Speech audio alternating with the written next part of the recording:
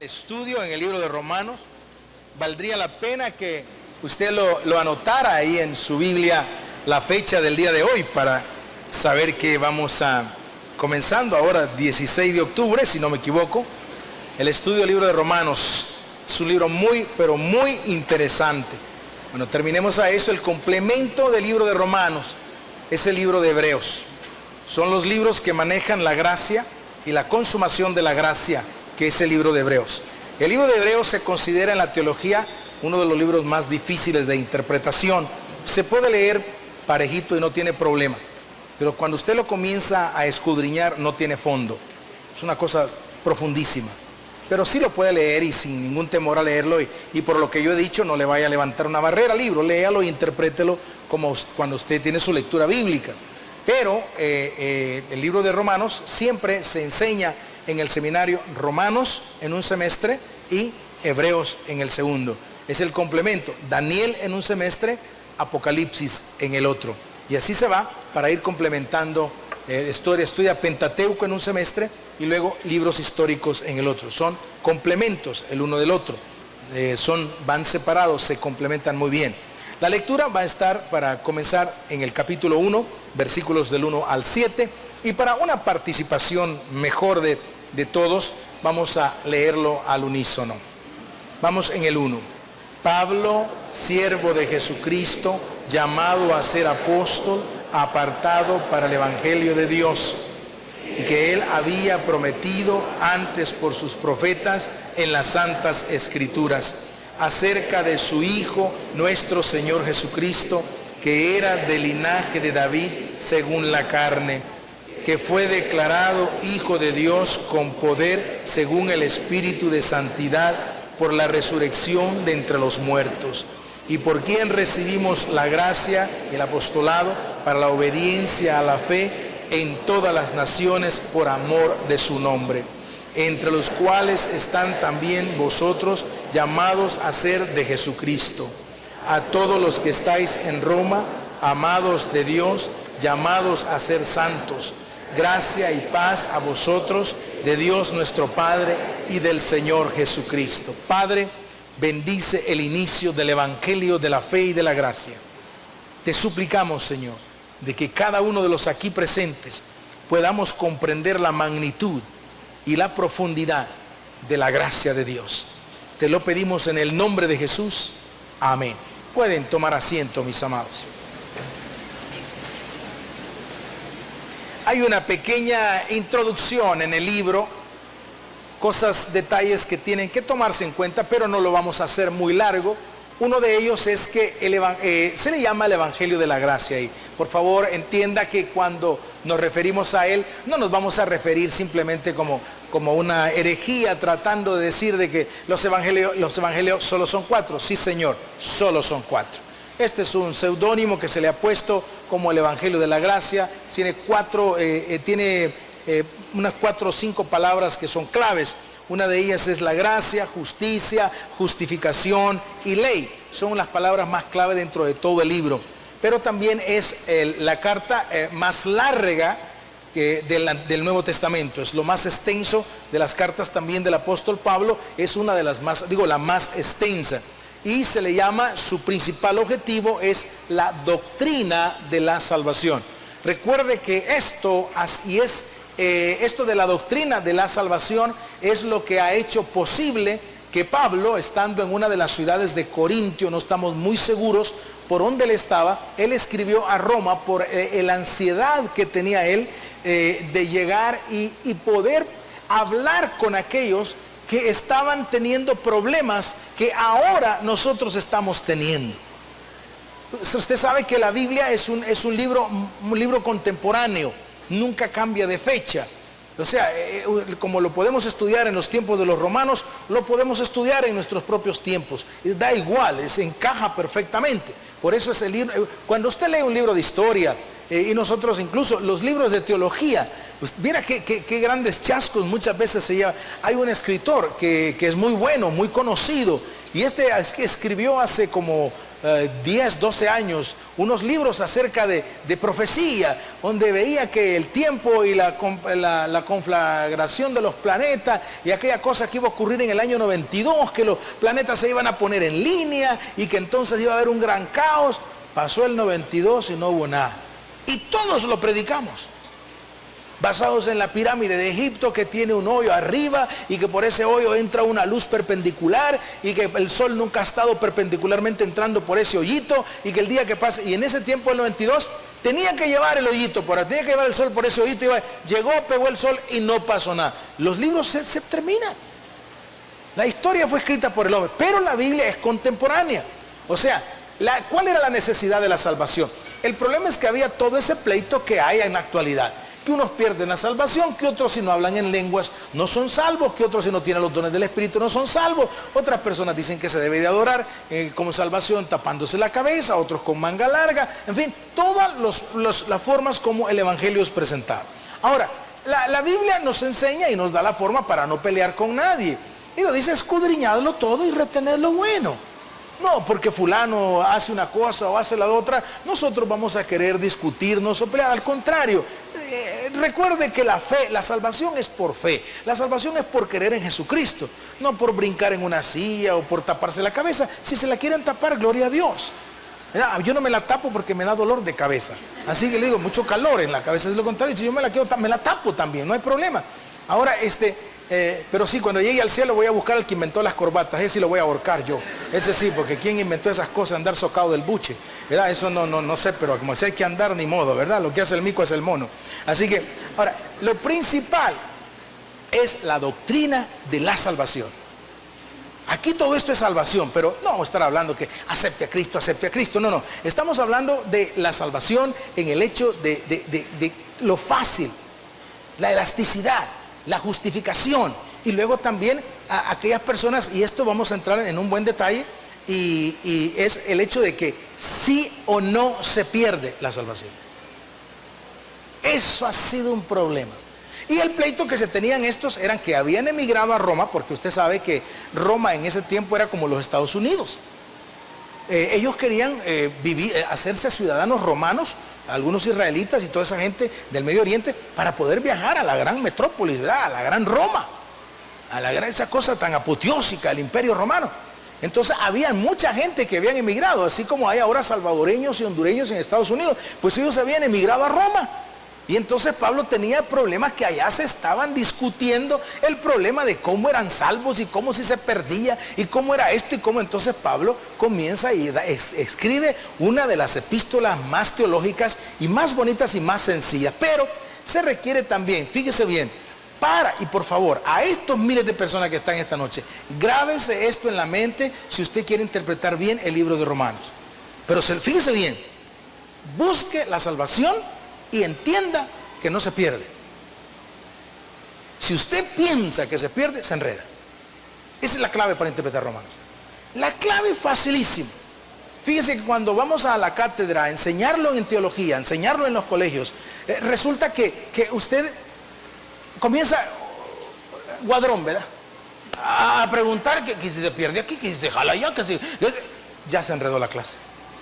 Pero desde el momento que usted dice no se pierde, aunque usted no lo crea, fíjese bien, no estoy diciendo que lo crea, estoy diciendo que lo interprete, como que si no, usted flota en la epístola. Se va bonito, le interpreta bien, todo le encaja. Pero desde el momento que usted dice, la salvación se pierde cuando pecamos, ahí se entrampa. No pasa más. Y comienza a encontrarle problemas a otros versículos, a otras cosas. ¿Por qué? Porque se entrampa. Entonces el requisito indispensable es eso. Es epístola de salvación y que aunque usted no lo crea, insisto en esto porque habrán personas en la televisión que son de otras denominaciones y que están viendo este programa y está bien, no hay problema. No estamos queriendo hablar de doctrina en un canal de televisión donde todas las doctrinas convergen, todas las denominaciones convergen. No estamos imponiendo nuestro sistema, siempre vamos a hacer un estudio bíblico y una apreciación del libro de Romanos. Por eso, pero digo, si usted cree que se pierde, muy bien, está bien, no hay problema, créalo. Pero para que no tenga problema en el estudio de la epístola de Romanos, tiene que asumir una posición que no, para que los demás versículos le vayan encajando perfectamente. Luego, por otro lado, fue escrita para los romanos, pues para los romanos, para los gentiles, porque ya estaba muy bien dado el hecho de que los gentiles eran salvos por medio del ministerio de Pablo, ¿verdad? Y los gentiles se creían un poco más que los judíos, porque el evangelio les había sido presentado a ellos. Y esa es otra de las cosas, ¿verdad?, que Pablo trata de explicar en ese famoso versículo: porque no me avergüenzo del evangelio de Cristo, porque es poder de Dios para salvación a los judíos primeramente y también a los gentiles, también al griego. Entonces ese pleitecito lo querían arreglar, ¿verdad? De quién es más cristiano que los otros, si los judíos como cristianos o los cristianos por haber creído como gentiles. Es otro de los pleitos que Pablo quiere reconciliar en su epístola. Ahora, Pablo escribió esta es una fecha aproximada, 58 años después de Cristo, se escribió esta epístola.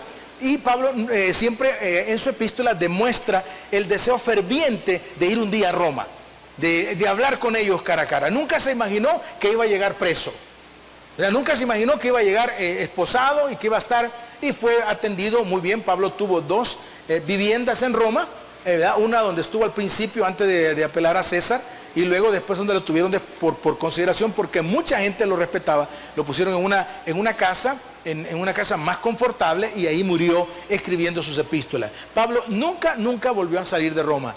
Algunos de los teólogos afirman que él hablaba mucho de ir a España, pero no tenemos ninguna confirmación en ningún libro, ni tampoco en otro tipo de texto de Orígenes, de Josefo, de otros textos que se escribieron después de ello, que confirman mucho las epístolas. Estos textos de Orígenes y Josefo son escritores de unos 200, 250, 300 años después de Cristo, y ellos no confirman nada de que Pablo logró llegar, pero sí él hablaba de su anhelo ferviente de poder llevar el evangelio a Roma. Pero el hecho de que a España. Pero el hecho de que no haya ido a España nos demuestra también algo extraordinario.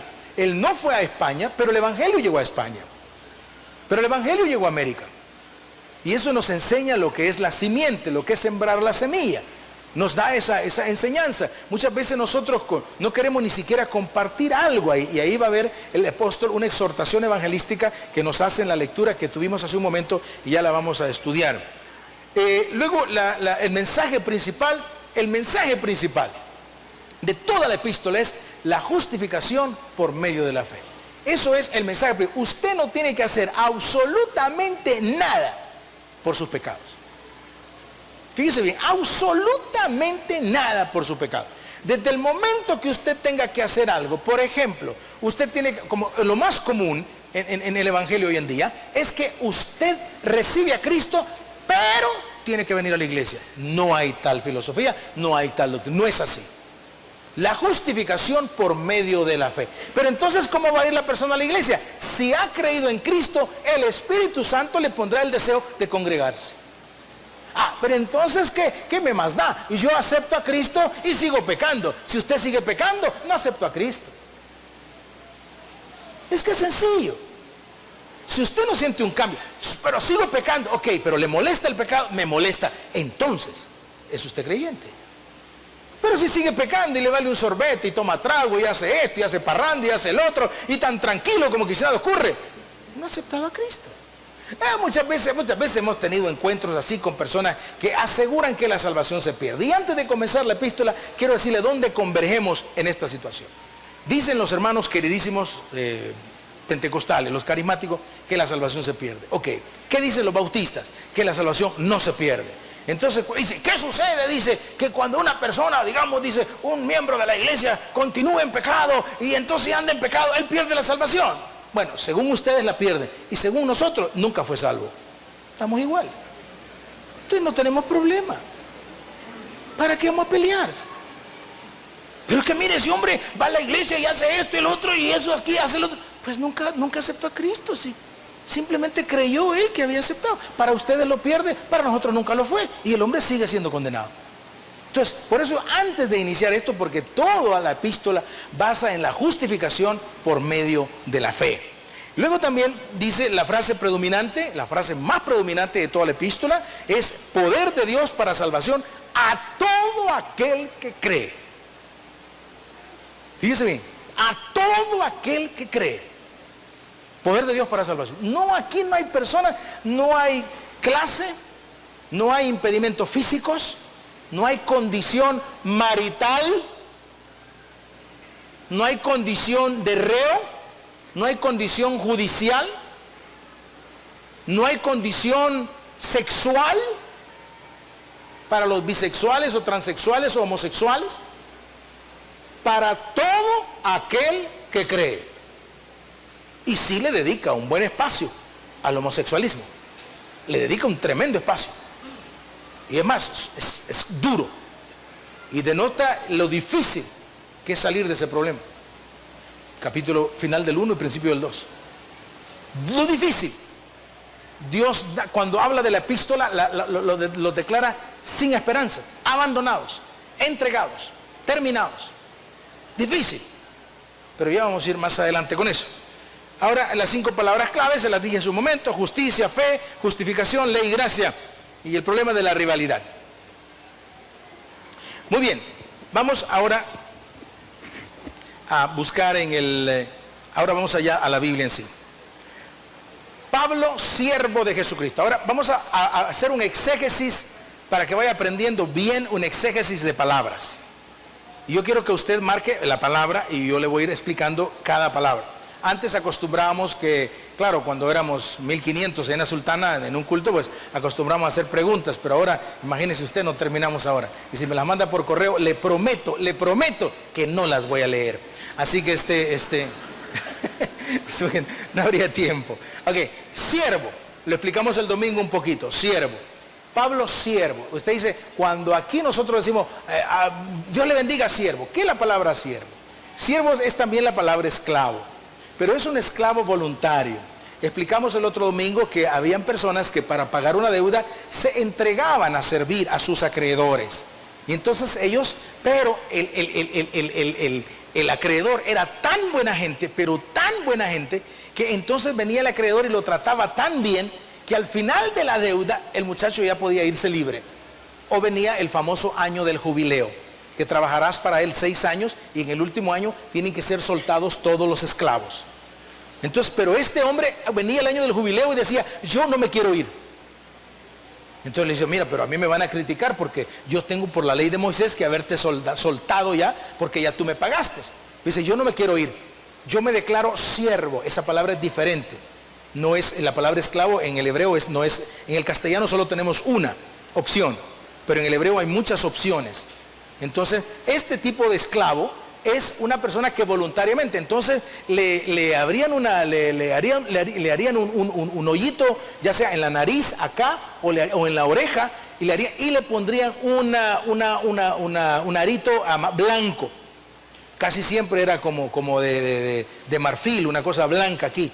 Y eso indicaba a él, y el siervo, el amo, cuando salía con él a la calle, estaba muy orgulloso de saber que esa persona estaba trabajando por él, porque él lo trataba extremadamente bien.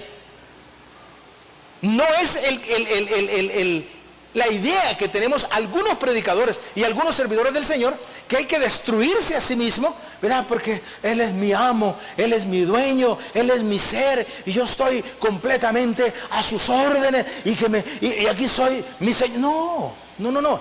Era siervo de Él porque lo trataba a todo dar, que es la filosofía que siempre hemos estado enseñando en esta iglesia. Yo no voy a estar aquí si no tengo que comer. Le prometo que me hago evangélico y me siento como usted, pero voy a buscar trabajo. El evangelio no es así. El evangelio no es una asociación de muertos de hambre. Porque eso es lo que muchas veces enseñan ahí. Ay, tenga paciencia, hermanita, siga aguantando. Otro porrazo y otro porrazo. ¿Qué va? ¿Se le van a acabar la rabadilla a usted? ¿No? Sin embargo, él se declara siervo, pero no porque... y después de eso dice la otra, con Cristo estoy juntamente crucificado. Esa es otra historia. Cuando usted se declara siervo es porque Dios lo trata a todo dar. Porque Dios, usted es su servidor, pero tiene la mejor atención, tiene la mejor atención médica, tiene prestaciones, tiene un hogar ahí en la finca del Señor, le alimentan bien, tiene calor en el invierno, tiene abrigo en el invierno, tiene agua en el verano, tiene abundancia de todo. Por eso Pablo dice, yo Pablo, siervo, pero no es la palabra. Y en otras epístolas Pablo, el traductor, ha puesto esclavo, pero es el mismo vocablo hebreo. En otra epístola, yo Pablo, esclavo de Jesucristo, pero es el mismo vocablo. Cuando pone siervo o esclavo es el mismo. Por lo tanto, aquí cuando yo digo, bueno, yo soy un siervo de Dios, no voy a creer que yo diga, el pastor que creído es, ¿verdad? Está haciendo. No, quiero decir, el Señor me tiene a mí a todo dar. Y se nota, ¿verdad? ¿Verdad que se nota? ¿Verdad? Me tiene a mí a todo dar. Eso es decir, soy siervo. Y yo no me salgo de aquí porque estoy a todo dar.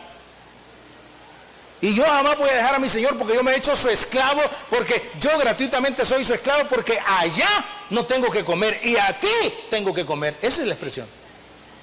Por eso somos siervos. Y no solamente el servidor.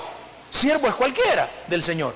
Aquí creen que siervo nada más es el que predica, siervo es el pastor, siervo es el que conduce una iglesia. No, mi amado. Siervo es usted que se ha sometido a Jesucristo porque usted está mejor que como estaba en el mundo. Su familia está mejor, sus hijos están mejor, todo está mejor. Entonces dice, nosotros somos una familia que somos siervos de Jesucristo, porque estamos mucho mejor que como estábamos en el mundo. Luego tiene la otra, siervo de Jesucristo. Usted no sirve al hombre, sirve a Jesús, pero para servir a Jesús tiene que servir al hombre. No se le olvide, Señor, aquí estoy sirviéndote a ti, yo te sirvo y yo te sirvo. No se puede. Para servirlo a Él le tengo que servir a usted. Nadie puede servir a Dios sin servir al hombre. No se puede. Y usted puede venir aquí toda la mañana y estar en una iglesia y decir, yo sirvo a Dios, yo sirvo a Dios. No pasa nada. Nadie puede servir a Dios sin servir al hombre. Muy bien. Luego dice, llamado a ser apóstol. Ahora, este es un llamamiento específico. Llamado a ser enviado. La palabra apóstol es enviado. Enviado a una misión. Ahora, este llamado lo tenemos todos, a un específico momento, en un específico grupo. Usted sabe que por más que querramos, nosotros no podemos presentarle el evangelio a su familia. Usted sabe que yo no tengo acceso a su tía, a su abuelita, a sus hijos, no tengo acceso a ellos. Y por más que querramos, por más que luchemos, no podemos hacer eso. Y es llamado a ser enviado, a llevar adelante una labor que Él quiere que saquemos adelante. Apóstol, enviado de Dios, enviado para un propósito. Y Él dice, yo he sido enviado para un propósito y estoy orgulloso de caminar con ese propósito. Y luego dice ahí, apartado para el evangelio. La palabra apartado es santo. Esa palabra es, repito, en la interpretación bíblica muchas veces las personas se les baja un poquitito la fe, porque el problema es que en muchas traducciones significa otra cosa. Santo, así, ya tiene alas, ¿verdad? Tiene alas y entonces ya vuela. No, Señor, santo quiere decir que Dios te agarró y te puso aparte. Y ahora te voy a explicar el problema de la santidad. Nosotros tenemos una santidad a golpes, que como sos santo y te portaste mal, hoy te dan. No, Dios te llamó a santidad y te aparta para Él. Cuando tú no obedeces a servirle a Él, es que te da. El hecho de que peques, Dios no se refiere directamente al pecado, se refiere a tu negligencia de servirle. Porque el hecho de que no le sirvas es porque estás en el mundo. Dios te llama a santidad y te pone aparte. Te tiene aparte para su obra. Pero tú, en manera de negarte, continúas en pecados, continúas en fiestas, continúas en todo, porque te estás negando. Y entonces dice, porque andaba en pecado lo castigaron. No, Señor, no te castigaron por eso. Te castigaron porque te dijeron que estabas apartado. Y como no, ahora, si tú no te quieres venir y no pecas y te quedas en una iglesia y te quedas como en vitrina y no haces nada, simplemente te quedas en neutro. Pero no te ocurre nada. Pero aquí dice apartado. ¿Qué dice? ¿Cómo comprobamos lo que está diciendo el pastor? Que dijo el apóstol Pablo en otras epístolas. Ay de mí si no predico. Porque había sido apartado ya, llamado por el Señor. Y todos nosotros tenemos una específica misión, donde el Señor nos llama a hacer algo con el compañero de trabajo. Nadie le podrá hablar a él. Con tu mamá, que muchas veces la madre no sale mucho de la casa, nadie le podrá hablar a ella. Y Dios te ha llamado, te ha apartado. Ahora, cuando Dios te utiliza, no olvides algo. Dice, el siervo es digno de su salario. Nadie trabaja para Dios de gratis. Es el mejor patrón que hay en el universo. Nadie trabaja para él de gratis. No se venga nadie a ser la víctima que a mí, que horas largas. Si tú estás haciendo horas largas, papito, te están pagando horas extra. Y no tu patrón, te lo está pagando el Señor. No creas que aquellas personas que duermen 5 horas, que duermen 4 horas, porque están trabajando en las cosas de Dios. Claro, tal vez en la iglesia su salario es el mismo, pero el del cielo es diferente. Porque Él lo llamó, Él lo puso aparte, Él tiene una específica labor para ellos. Entonces tenemos lo que es la palabra apartado en esta situación. Luego dice ahí, en el 2, ahí hay esta es una de las primeras dificultades bíblicas del libro. Dice aquí que Él había sido prometido por sus profetas, que Él había prometido antes por sus profetas en las Santas Escrituras. Todos los estudiantes de la Biblia lo que hacen en este versículo es ir a buscar en el Antiguo Testamento si aparece Pablo en el Antiguo Testamento. Y se va a llevar o sea, que no aparece. Si usted lo lee conmigo, parece que está diciendo que Él había sido prometido. Que Él había sido prometido por el Señor. Y dice ahí que Él había prometido antes por sus profetas en las Santas Escrituras. No. Lo que el Señor prometió en las Santas Escrituras no fue a Pablo, sino que fue el Evangelio a los gentiles. Los israelitas creían que cuando Cristo viniera iba a ser estrictamente solo para ellos. Entonces cuando usted interpreta ahí, dice, ¿dónde está Pablo? Y usted dice, ¿dónde está Pablo? En Jeremías. ¿Dónde? No lo va a hallar. Porque lo que Dios prometió por medio de los profetas era que Israel no iba a entender, que Israel iba a ser cegado, que Israel iba a rechazar al Mesías y que el Mesías iba a ser transferido por medio de sus apóstoles, sin mencionar nombre, a los gentiles. Y por eso somos más salvos los gentiles que los israelitas. Porque por eso nosotros ahora, es cierto, Cristo las primicias, nosotros somos el pueblo de Dios. Los judíos ahora se nos están agregando a nosotros en la fe. Nosotros somos las primicias de la fe. Ellos son las primicias del pueblo escogido. Pero nosotros somos las primicias de la fe. Porque había sido prometido de que ellos no iban a recibir a Jesús, que ellos iban a rechazar al Mesías. Y lo dice en la Escritura, los profetas mataste, hiciste esto, oh Jerusalén. Y hay un montón de versículos para comprobar que ellos rechazarían a su Mesías. Y que también el Evangelio nos habla en las Escrituras de la diáspora. ¿Para qué? O sea, la dispersión después de que fue destruida, 96 años después de Cristo, que fue destruida Jerusalén. Ya el Antiguo Testamento ya hablaba de esa diáspora, ya hablaba de esa dispersión. Entonces, claro, ahora que ellos ya sabían por medio de la profecía lo que iba a ocurrir, y también que el Evangelio sería presentado a los gentiles. Y eso es lo que significa el versículo 2, que es uno de los versículos pocos que tiene la epístola que tienen dificultades de interpretación. En el versículo 3, acerca de su Hijo, nuestro Señor Jesucristo, que era del linaje de David según la carne. Ahora, ustedes saben que Jesucristo tiene 2 genealogías. Una a través de María y otra a través de José.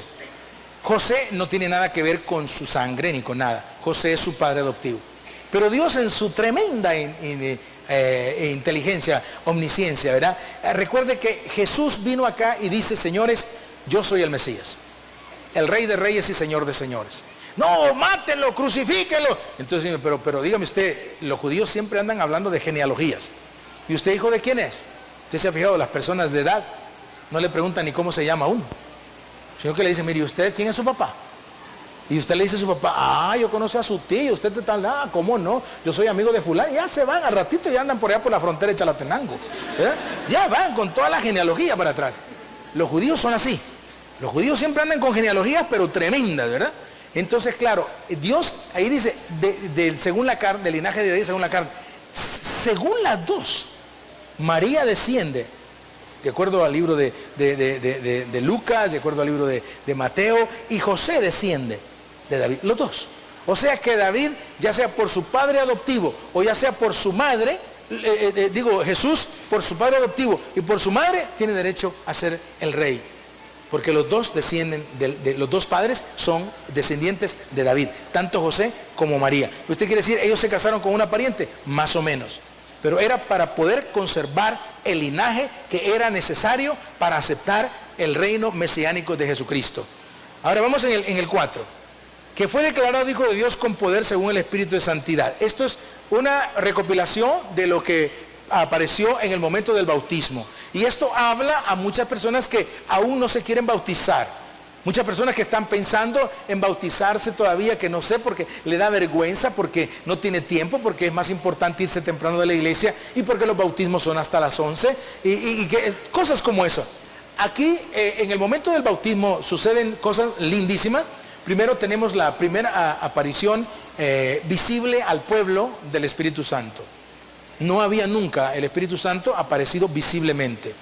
Y luego tenemos también la voz de Dios directamente al pueblo. Se rompe una tradición tremenda que era la voz de Dios exclusivamente a los profetas. Entonces el momento del bautismo es una cosa, nosotros lo tomamos pero con mucho descuido, ¿sí? Lo tomamos con descuido porque que pues llegó Jesús y que estaba el rillito y que le echaron el agüita y no, hay unas cosas que se rompen completamente. Es cuando se descuaja así el Antiguo Testamento. Termina. Un montón de cosas acaban ahí. Recuerde usted que cuando hablan de profetas dicen, y recuerda, dice la Escritura, los profetas fueron hasta Juan. Hasta Juan, hasta ahí. Ahí se quiebra. ¿Qué sucede? Nunca Dios había hablado al pueblo. Dios había hablado a sus profetas. ¿Y qué se rompe? Lo que usted tiene ahora. Lo que Dios, todos los pastores, le vivimos predicando a usted. Escuche la voz de Dios, hombre. Escuche la voz de Dios. Pregunte, medite. El Señor habla de oración y meditación. Medite. Siéntese aparte a las 11 de la noche, 10 de la noche en su casa, cuando todos están los niños dormidos y todo, y siéntese a meditar. Quebrántese usted solo. Hable con Dios. Mire, no me lo va a creer lo rápido que contesta. Pero si usted se pone a solas con Él, la meditación, mire, si usted practicara la meditación con el Señor, usted sería una persona increíblemente amiga de Dios. ¿Pero qué practicamos más? Los pastores enfatizamos en la oración, en la oración, en la oración, en la oración. Y entonces, claro, usted está orando y no le permite que le conteste. Y cuando aquí se rompe el mito, ahora Dios ya habla con usted. Va Jesús, y quiero explicar esto con respecto al bautismo, por favor. Y quiero que lo entienda. El bautismo de Juan el Bautista no es el mismo del bautismo del hermano Romeo ahí abajo. Es otra cosa.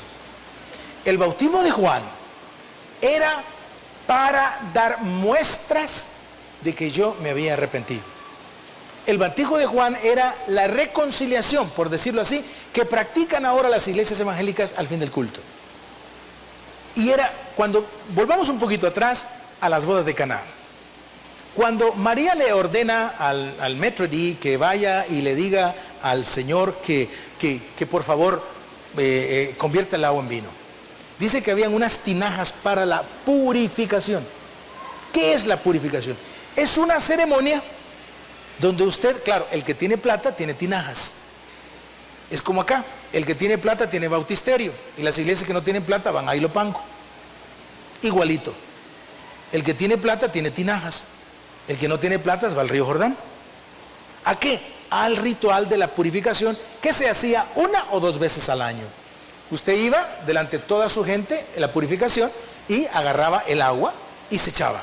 Significaba que se arrepentía en ese mismo instante de todos los pecados que había cometido. Entonces ya era una ceremonia, una cosa bonita. Por eso Juan, cuando ve a las multitudes venir al bautismo de Juan, les dice, generación de víboras, haced frutos dignos de arrepentimiento. Porque ¿qué pasó? Hacíamos el fiestón como sucede en las iglesias, que hacemos el fiestón de ponernos de pie y ahora vamos a tener una palabra de reconciliación. Y vamos a ponernos de pie y vamos a hacer un montón de pantomima y de hipocresía y vamos a pasar al frente y el pastor va a decir, señores, de aquí en adelante nadie va a seguir pecando porque ustedes se han arrepentido. Y el Señor en 1 de Juan 1:9 y ahí le vamos a leer. Pero al día siguiente andamos igual o peor. La reconciliación de ahora es más o menos lo que era antes el rito de la purificación. Entonces viene Y ahora viene Jesús y va a romper otra cosa. Porque Jesús dice que fue bautizado y ahí se rompe en el bautismo de Jesús. Primeramente, Dios habla al pueblo.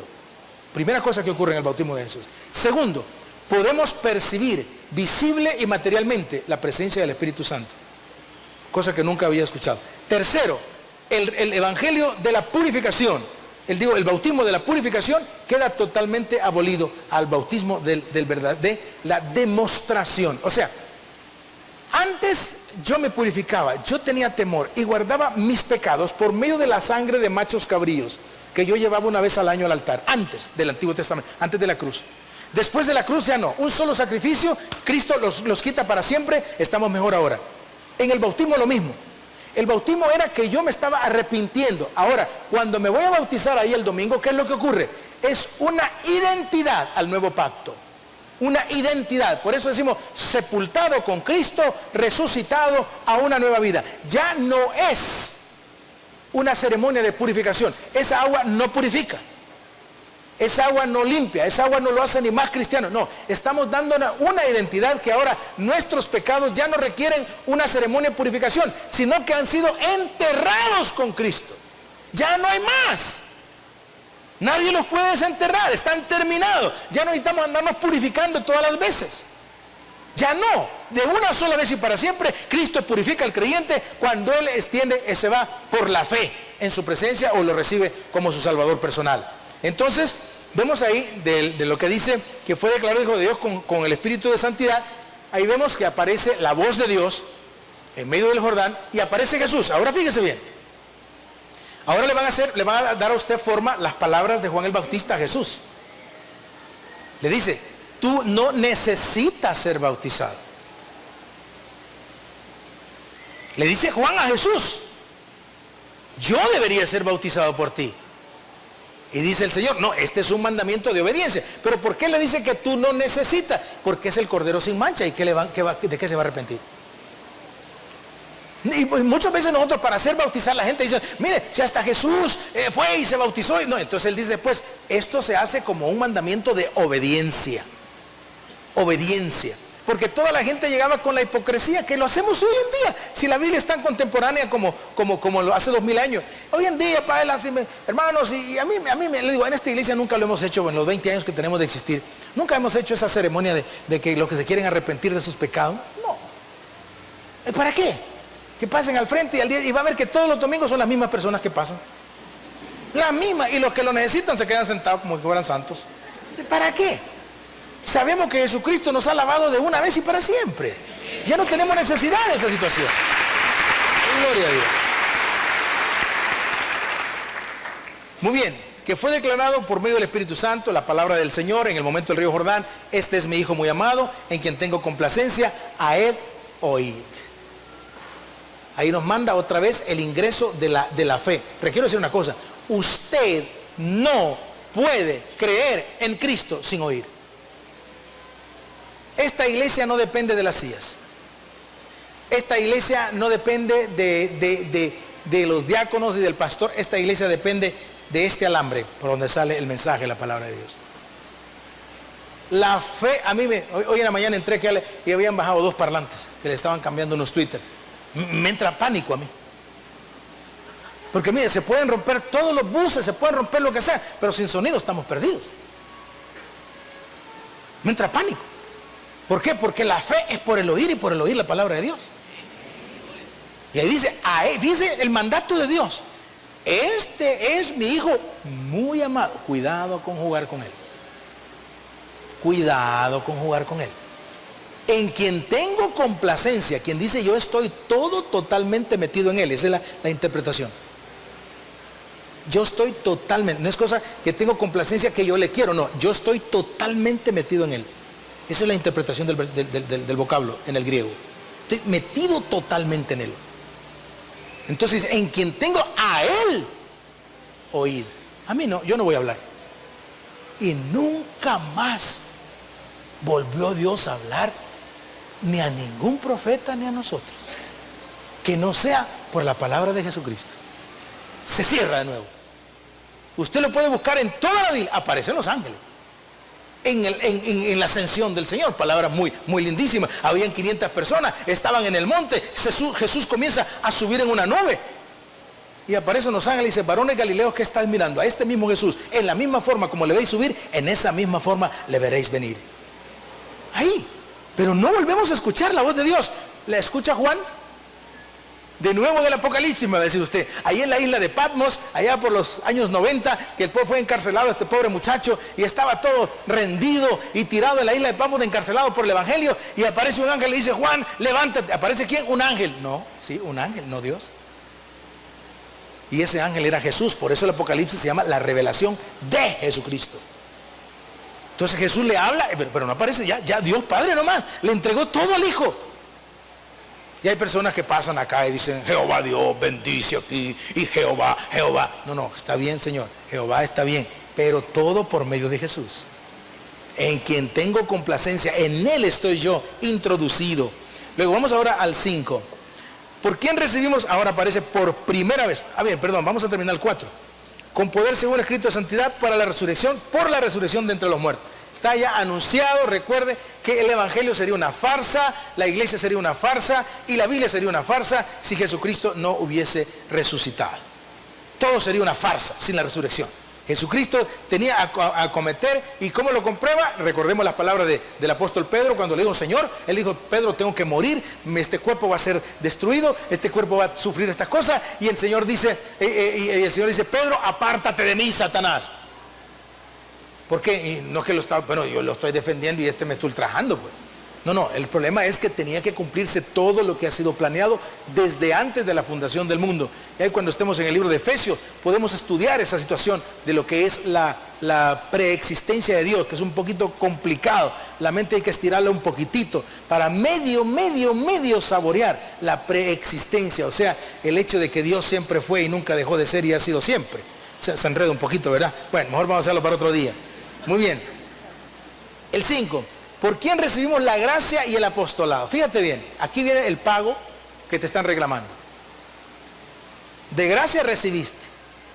Todos están aquí esta noche bien vestiditos, bien bonitos. De choto.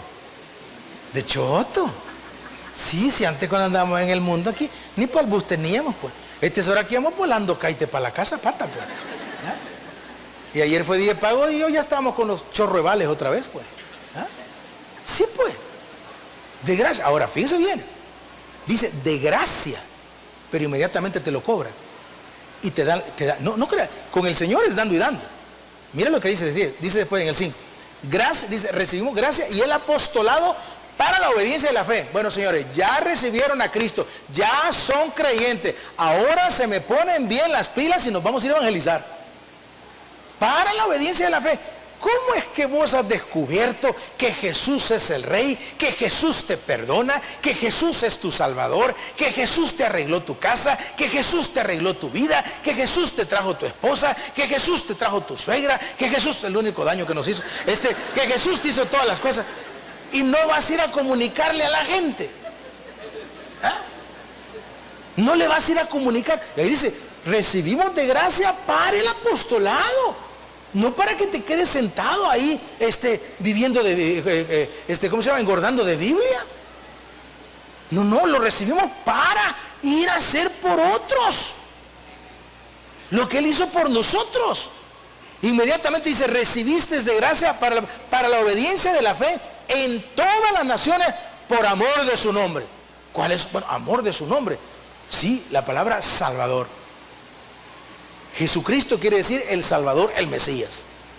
Y eso es todo lo que cuenta en la epístola. Salvación, salvación, salvación, por la gracia, por la fe, por la fe, por la fe, por la fe, salvación.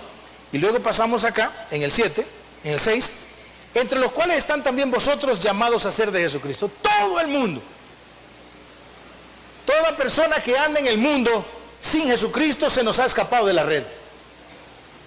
Y usted sabe que por la negligencia de muchas personas Cristo no viene. Porque Cristo va a venir cuando el cuerpo de Cristo esté completo. Cristo va a aparecer cuando las personas que estén en la sabiduría de Dios, que hayan de ser salvos, estén completas. Entonces aparecerá el Señor. Porque Él no va a venir por un cuerpo mutilado. Él sabe exactamente cuántas personas serán salvas, aunque Él tampoco no lo ha predestinado. No somos calvinistas ni hipercalvinistas. Nosotros somos lo que dice la Escritura. Él no sabe, él sí sabe cuántos son, pero no es culpa de Él cuántos van a ser. Pero sin embargo, todo el negocio de Cristo es salvación. No olvide las palabras que le dijo a Zaqueo. Yo dice, he venido a buscar y a salvar lo que se había perdido. Y hemos sido llamados para también para llamar a otros. Usted tiene que ser, mira, el otro día había una persona increíble ahí en México que estábamos en una conferencia y dijo que solo, no fue lo que dijo, pero dijo que solo teníamos que ganar a Cristo a 27,000 personas, creo que dijo. Dijo que a 27,000 personas, dijo. Y esas 27,000 personas solo tenían que ganar a Cristo a 3 cada una. Y esas 3 cada una solo tendrían que ganar a Cristo a 3 cada una. Y esas 3 cada una solo tenían que ganar a Cristo a 3 cada una. Y los 27 millones de habitantes de México serían salvos más o menos en 5 meses. Todo México, Distrito Federal. Y estaba en una conferencia evangelística y tenía razón. Solo 3. Solo 3. ¿Qué pasaría si estas 5,000, 6,000 gente que hay esta noche? ¿Qué pasaría si ganamos 3 personas a Cristo? ¿Nos ponemos en problema? ¿Vamos a tener que destrabar el techo? Y poner ahí unos andamios colgados como micos allá adentro. Imagínese usted, con solo 3. Y esa es la orden que tenemos del Señor.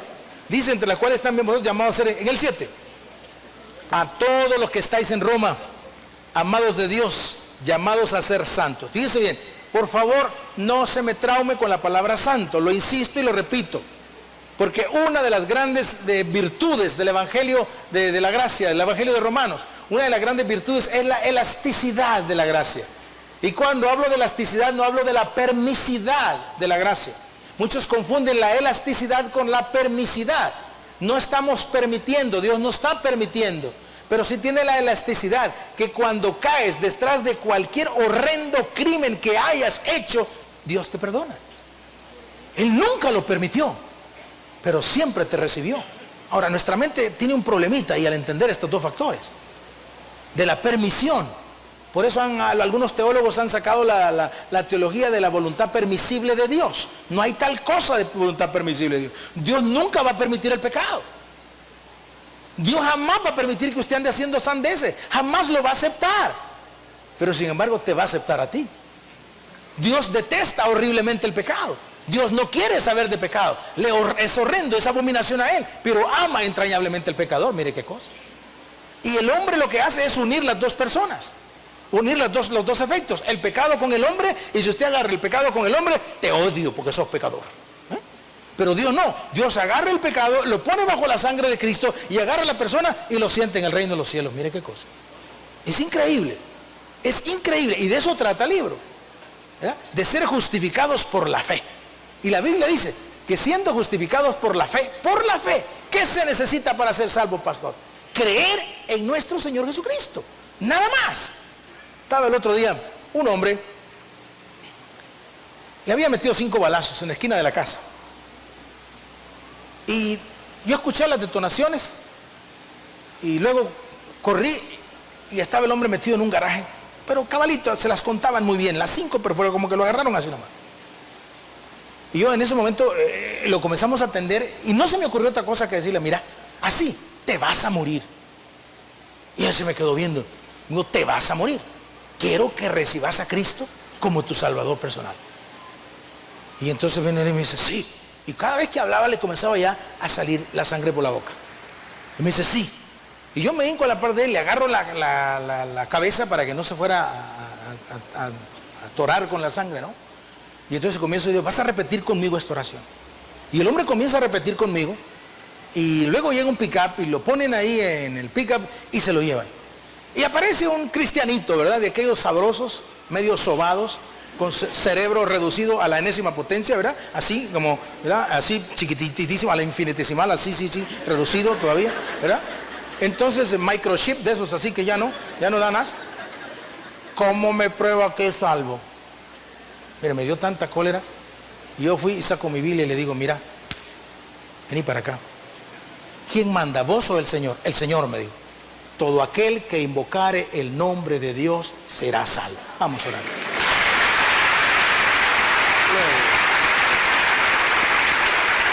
Padre, gracias te damos por este momento. Te damos gracias, Señor, porque para siempre es tu palabra. Te queremos suplicar, mi Jesús, que bendigas esta noche que iniciamos este libro tan lindo, tan lleno de gracia y tan lleno de perdón. Que bendigas a cada uno de los aquí presentes, para que ellos, Señor, puedan recibirte, los amigos que están acá presentes, puedan recibirte como su único y suficiente Salvador. Si usted está acá sin Cristo y nunca le ha bendecido, yo le invito a que se ponga de pie y reciba a Jesús en su corazón. Recuerde lo que acabamos de decir. Todo aquel que invocare el nombre de Dios será salvo. Póngase de pie. Póngase de pie. Dios le está llamando y tiene un plan maravilloso para su vida. Venga usted a Jesús. Venga usted a Jesús. Venga usted a Jesús. Dios le bendiga, Dios le bendiga, Dios le bendiga. Son muchas las personas que se están poniendo de pie para recibir a Jesús en su corazón. No se quede atrás. También levántese usted. Recuerde que es la sencillez de la salvación. Justificados pues por la fe tenemos paz para con Dios por medio de nuestro Señor Jesucristo. No hay ninguna condenación. La Biblia lo dice ahora. Ahora pues, ninguna condenación hay para todo aquel que está en Cristo Jesús, Señor nuestro. Venga usted a Jesús. Venga usted al Señor. Dios le está llamando y tiene un plan maravilloso para su vida. Venga usted a Cristo. Póngase de pie. Venga usted a Jesús. Dios le está llamando. Venga usted al Señor. Alguien más, alguien más. Dentro de unos momentos, ahí en su televisor aparecerá una invitación, una oración, para que usted también pueda recibir a Cristo con toda su familia. Deje aparte algo lo que está haciendo y póngase a orar y reciba a Cristo en su corazón. Invóquele en la forma como dice ahí su televisor. Hable usted con el Señor, pídale que entre a su vida y las cosas serán diferentes. Así que, y después le pedimos que se pueda congregar con nosotros en nuestra iglesia. Una vez le haya recibido, venga con nosotros. Al final del servicio aparecerá ahí el horario de nuestros servicios y la dirección de nuestra iglesia. Continuamos con más personas acá poniéndose de pie para aceptar a Cristo como su Salvador personal. Venga usted a Jesús. Venga usted a Jesús. Dios le está llamando. Dios le está llamando. Venga usted a Jesús.